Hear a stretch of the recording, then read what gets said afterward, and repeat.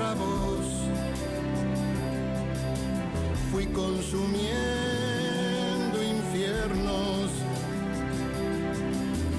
para salir de vos. 12 minutos pasaron de las 10 de la mañana. Intoxicado. Bueno, como para charlar un poco de todo lo que nos pasa, Y sin humor. decidimos convocar a uno de los hombres que ha sido testigo, ¿no? de esta historia, por lo menos de estos últimos tiempos. Testigo presencial y directo. Es Ricardo Luis Alfonsín. Abogado, maestro argentino, ex diputado nacional. ¿Cómo le va, Ricardo? Muchas gracias por atendernos. Gracias por este momento. Buen día. Buenos días, ¿cómo les va? Al contrario, gracias a ustedes. Bueno, es un verdadero gusto poder conversar con nosotros, porque la idea no es tratar de comprender, ¿no? Desde la perspectiva de cada uno de nuestros entrevistados esta realidad que por ahí nos toca y que nos deja un poco sorprendidos. En principio. Vamos a ver si la comprendemos entre ambos. No es fácil. No Sobre es fácil, todo ¿no? comprender a los actores, a los principales actores. Uh-huh. Me cuesta comprender a los de mi partido, se imagina si tengo que empezar o intentar comprender a los de otros partidos, ¿no? Uh-huh, uh-huh. Ahí iba precisamente. ¿Cómo se hace para seguir teniendo una voz dentro de una estructura partidaria que ha tomado un camino diferente al que usted adhiere o ha adherido a lo largo de su historia? Bueno, hacia adentro del partido yo me vinculo mucho yendo a los comités, me invitan muchísimo de los diferentes distritos, acabo de venir, de hecho, de varias visitas el fin de semana ¿no? Por el interior de la provincia de Buenos Aires. Hacia adentro del partido nadie me puede exigir que no diga lo que estoy diciendo, nadie me puede reprochar que sea fiel a las convicciones y al ideario de la Unión Cívica Radical, y nadie me puede reprochar que haga lo que dijimos que íbamos a hacer cuando celebramos este acuerdo. Uh-huh. Señalar las diferencias con el propósito de aportar calidad a la gestión. Ahora, que salgan después en algunos medios las cosas que algunos dicen en el partido, eso es un poco más complejo, porque eso ya no depende de nosotros, ¿no? De los que queremos comunicarnos con los radicales, ni depende de los radicales que quieren comunicarse con nosotros. Uh-huh. Bueno, Santa Fe es una provincia que tiene en la ciudad, por ejemplo, un gobierno del signo Cambiemos, con el intendente de la ciudad, José Corral, que además fue presidente de la Unión Cívica Radical. Es un ex militante de Franja Morada, así que viene desde las Juventudes Radicales. Sí. Sí, pero mire, le digo una cosa, a mí me preocupa un fenómeno que se viene registrando desde que el PRO ganó las PASO para presidente en Cambiemos. Sí. Y no personalizo en nadie, que cada uno, observe cuáles son los comportamientos de los diferentes dirigentes del partido y saque sus conclusiones. A mí me preocupa, un fenómeno. Desde que el PRO ganó las PASO hay muchos radicales que se parecen más al PRO que a la Unión Cívica Radical. Para decirlo en otros términos, me preocupa el hecho de que con el transcurso de los años, o en estos 2 años, uh-huh. La Unión Cívica Radical ha venido haciendo cosas que hacen que se parezca cada vez más al PRO y menos a la Unión Cívica Radical. Por lo menos eso ocurre con muchos dirigentes del partido. Nos toca a nosotros, a los militantes de base, a los afiliados, a los que no tenemos responsabilidades selectivas, pero sí tenemos compromiso con el partido, de tener este proceso y de hacer enterar a los que asumen por alguna razón que tiene que ver con la coyuntura, la representación del partido, que no nos representan los que actúan así. Uh-huh. Hay que hacerles conocer eso. Nosotros formamos parte de Cambiemos, pero no somos el PRO. Uh-huh. Y no siente, por lo menos desde afuera, lo que se ve es como que se podría dar como una escisión dentro de la Unión Cívica Radical, ¿no? Entre los que apuestan a Cambiemos y a continuar con sus políticas o apoyarlas y refrendarlas, y esta otra, como más tradicional, UCR, que se sigue aferrando a sus principios fundacionales. No, nosotros, esa no es la discusión que se da hacia adentro del radicalismo hoy. La decisión fue tomada tenemos que acatarla, fue tomada siguiendo los procedimientos establecidos en la Carta Orgánica. Lo que tenemos que valorar es si se está cumpliendo con lo que dijimos al celebrar este acuerdo, porque en su momento, cuando se reunió la convención, no fue lo único que hizo decir que iba a acordar con el PRO y con el ARI, dijo además otras cosas. Sí. Se comprometió ante todos los ciudadanos y ante todos los radicales a, en el caso de que no le tocara ganar las PASO para presidente, a influir en la gestión, evitar que se cometan errores, tratar de indicar cuál debería ser el rumbo más conveniente de acuerdo a nuestra propia identidad.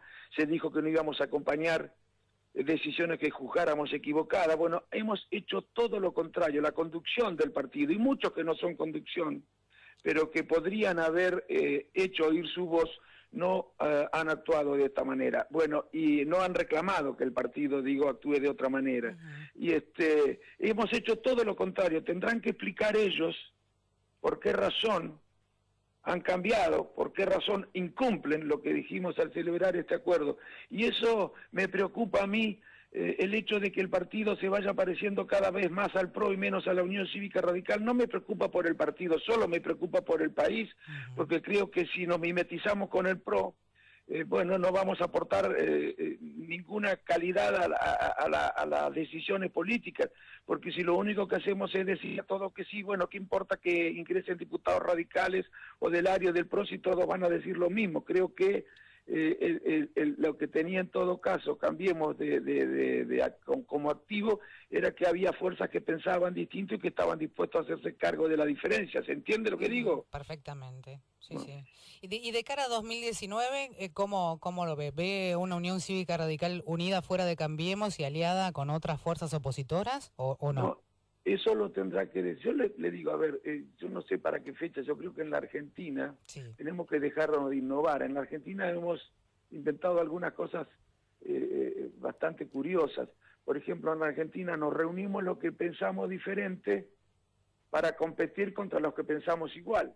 Eso es una cosa bastante rara. En realidad, en Cambiemos nos hemos reunido fuerzas políticas que en circunstancias normales deberían competir entre sí. Y estamos compitiendo con los que tenemos muchas coincidencias, como por ejemplo con el Partido Socialista.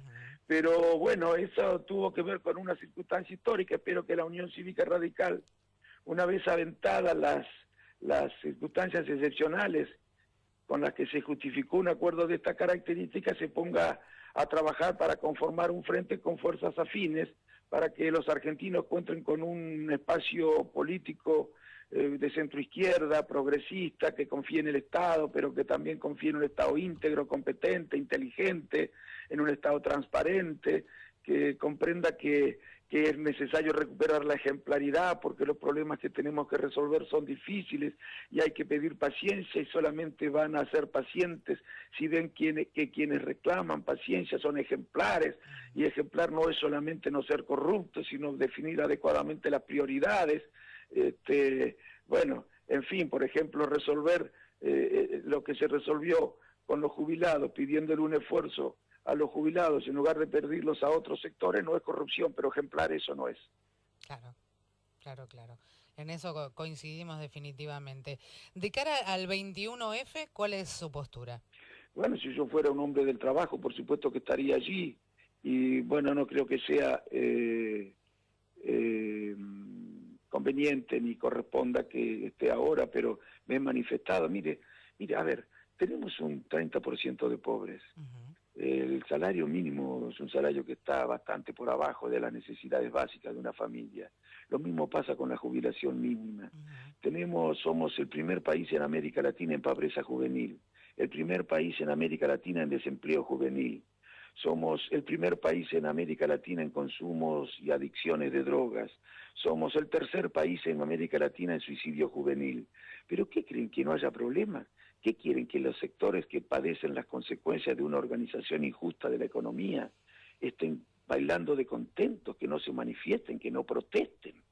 Pero eso es lo que va a ocurrir en cualquier país. Lo que hay que hacer desde el gobierno es tratar de tomar las decisiones que le permitan a quienes hoy no están muy bien confiar en que se está haciendo todo lo necesario para que en el menor tiempo posible las circunstancias y las condiciones de vida cambien. Y para eso además habría que ponerse también a exigirle al sector del empresariado, sobre todo al de las grandes empresas. ¿Usted se acuerda que dijo, cuando este gobierno asumió, que iban a invertir? No, al revés, desinvertieron, que iban a pagar un bono a fin de mes, no pagaron nada, cuando ni bien asumió, sí, que iban no iban a despedir gente, bueno, despidieron, que no iban a aprovecharse del aumento de precios, aumentaron los precios. ¿Por qué no se eso fijan de no vas a perder nada de lo que ya tenés? Claro, bueno, ¿y por qué no se fijan en esos? ¿Por qué no se fijan en esos sectores también? Y hay un Estado que actúa en el marco de la ley, desde luego, pero de manera más firme. Y nos dejamos de pelear con todo el mundo, además, como gobierno, porque parece que nos encanta también a los de Cambiemos pelearse con... Nos peleamos con se pelea Cambiemos con el Papa, se pelean con los sindicatos, se pelean con los partidos de oposición, se pelean con algunos medios. ¿Por qué no nos dejamos de pelear y tratamos de generar condiciones para el diálogo, no? Da la sensación de que con los únicos que no se pelean es con los empresarios, ¿no? Los que favorecen, o la gente del campo. Yo creo que no hay que pelearse con nadie, pero sí ser firme con todos y exigirle a los empresarios que se hagan cargo, que comprendan las dificultades que tiene la Argentina y que comprendan que los problemas que tenemos no se van a resolver sin esfuerzo, pero que el mayor esfuerzo lo tienen que hacer quienes están mejor, porque así como le piden a los trabajadores un esfuerzo que va a ser compensado más adelante, ¿por qué no le pedimos también a los empresarios? Mira, hagan un esfuerzo ahora que más adelante les va a ser compensado, y cuando haya trabajadores que ganen más, cuando haya más gente empleada, van a poder vender más, entonces sus beneficios aumentarán. Pero por favor, pongamos un poco de equidad en las exigencias del esfuerzo. Los propios economistas liberales hacen un análisis bastante apocalíptico de lo que puede pasar en cuanto a la economía en el corto plazo. Los he estado leyendo durante el fin de semana, seguramente usted ha tenido oportunidad Sí. también de leerlos o de conocer sus opiniones. ¿Cuál es su análisis? Mire, yo a esos economistas liberales sí los respeto, por supuesto, como me merecen respeto, pero no les creo nada, porque lo que quieren es que vaya más a fondo todavía.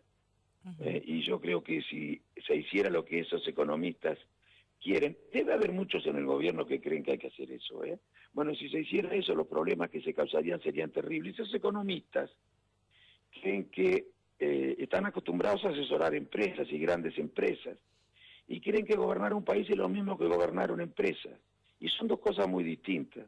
Si usted gobierna una empresa y quiere aplicar las reglas que se gobiernan en un país, funde la empresa. Pero si usted gobierna un país y quiere aplicar la regla que se utiliza cuando usted maneja una empresa, genera problemas sociales y políticos severos. Y son manejos absolutamente distintos, pautas, criterios, valores absolutamente distintos. No saben nada de política. Mire, y a veces, aunque sepan mucho de economía, si solo saben de economía, ni siquiera saben de economía. Siempre se les pierde la pata social, ¿no?, de la economía. Sí, porque la economía no es una ciencia la economía. Eso no es una ciencia, la economía no es una ciencia exacta, no es como la naturaleza, que uno puede someter los experimentos a prueba y comprobar si las previsiones se verifican o no, descubrir leyes. La economía es una ciencia social y está llena de intereses, y está llena de subjetividades, y está llena de valores. Bueno, y hay economistas que defienden determinados intereses, determinados valores, determinadas visiones acerca de lo que debe ser un país. Así que tengamos en cuenta lo que dicen los economistas, pero también tengamos nuestro propio criterio cada vez que los oímos hablar. ¿Y cuáles cree usted que podrían ser herramientas válidas como para empezar a revertir esta crisis de desocupados y de fábricas en recesión, de pymes que no alcanzan a cumplir con sus metas, de comercios que empiezan a cerrar? Mire, yo creo en la política, pero la política con mayúscula. No hay respuestas científicas para resolver los problemas de los argentinos, hay respuestas políticas. Y lo que creo que habría que hacer en primer lugar es convocar a toda la fuerza política, por lo menos a las que quieran participar de un diálogo fructífero, y a todos los sectores del trabajo y los sectores de capital, para ver cómo podemos hacer para acordar instrumentos que nos permitan ir resolviendo los problemas lo antes posible, en el menor tiempo posible, pero además fijarnos metas, además de acordar instrumentos, fijarnos metas y discutir el esfuerzo, qué esfuerzo estarás dispuesto a hacer el sector del empresariado, el sector del trabajo, qué esfuerzo está dispuesto a hacer el Estado. Necesitamos acuerdos esenciales entre la política, el trabajo y el capital para poder avanzar. Si no, va a ser muy difícil resolver los problemas. Y la grieta hace que sea muy difícil poner en marcha un procedimiento de esta naturaleza. Y me da la impresión de que más allá de que muchos dicen estar preocupados por la grieta y de que muchos reivindican el diálogo y dicen ser muy respetuosos, en el fondo no son muy sinceros cuando dicen todo esto y actúan de manera tal de profundizar la grieta. Les debe traer algún rédito, evidentemente. Y seguramente algunos pensarán que le trae un rédito de un lado y de otro, Y yo, bueno, en el medio estamos los que creemos que es necesario dialogar en política, porque primero nadie es dueño de la verdad, nadie es dueño de la verdad. En los problemas más serios, nadie tiene la certeza antes de tiempo de que, nadie tiene la certeza de que la decisión que toma es la que va a resolver efectivamente el problema, solo el tiempo lo demuestra. Pero hay una manera de acercarse más a la verdad, que es dialogar, escuchar al que piensa diferente, no al que piensa igual, confrontar argumentos, confrontar ideas, escuchar las voces, porque eso nos permite pulir y afinar las decisiones. Así que, bueno, espero que haya una prédica, un reclamo de la sociedad para que terminen con la grieta y le dé la espalda a todo aquello. Lo que no quiere decir no marcar diferencias, eso no tiene nada que ver. Yo digo, no hacer las cosas ni decir las cosas de manera tal que se generen enemistades difíciles de superar entre los distintos actores, agentes económicos, sociales y políticos. Tratar de articular, digamos, consensuar. Articular acuerdos, eso es la política. ¿Qué creen que es la política? Eso es la política. Si uno llegara al gobierno y pudiera hacer lo que quiere, bueno, y resolver además haciendo lo que quiere los problemas, sería muy fácil, pero no son las cosas así. La cosa es mucho más difícil porque el poder no está solamente en el Estado. Hay distintas formas de poder, no todas están en el Estado. Y bueno, y además no todos piensan lo mismo. Evidentemente los intereses del obrero de una empresa constructora multinacional no son los mismos que los intereses del dueño de la empresa constructora multinacional. Y la política es la que tiene que tratar de conciliar esos intereses. La política o el gobierno o los estados no son una empresa más que deben someterse a las leyes del mercado. El Estado debe estar parado en la defensa del interés general y las corporaciones de empresarios en la defensa de los intereses de ellos, los trabajadores en la defensa de los intereses de ellos, y el Estado debe pararse en la defensa del interés general. Y es cierto que muchas veces el interés general tiene que ver con defender a los que más débiles están, ¿no? Y cuando el Estado no tiene esa manera de ver la realidad, ¿cómo hacemos? Y bueno, tenemos que en una elección tratar de acompañar y a los que piensan, que comprenden que el recurso al diálogo es muy importante, que los consensos son muy importantes, que no para todos se necesita consenso y diálogo. Si vamos a cambiar el foco de la esquina, no necesitamos llamar a todas las fuerzas políticas para ver si están de acuerdo, pero para las cuestiones más complejas sí se necesita el diálogo, y que la sociedad no se enganche con esta manera de hacer política, agrediendo, descalificando y atribuyendo las peores intenciones a las más ridículas al que piensa diferente. Incluso aunque el que piensa diferente actúa así, no hay que engancharse con eso. En eso coincido. Doctor Alfonsín, le agradezco mucho este rato que se tomó para charlar con nosotros. No. Ha sido muy, pero muy amable. Y bueno, seguramente vamos a estar atentos a su actividad y a cómo se vaya desarrollando esta realidad argentina en este 2018, ya de cara a 2019. Les agradezco muchísimo. Un abrazo grande, gracias. Un abrazo. Chao. El doctor Ricardo Luis Alfonsín, ustedes saben, abogado, maestro, hijo del expresidente de la Nación, Raúl Ricardo Alfonsín, fue además candidato a presidente por la Unión para el Desarrollo Social en 2011, diputado por la provincia de Buenos Aires, uno de los referentes de la política argentina, que nos gustó tener un ratito así como para charlar, como si no nos lo encontráramos en un café y nos sentáramos con él a conversar un ratito sobre la Argentina. 10 de la mañana, 32 minutos.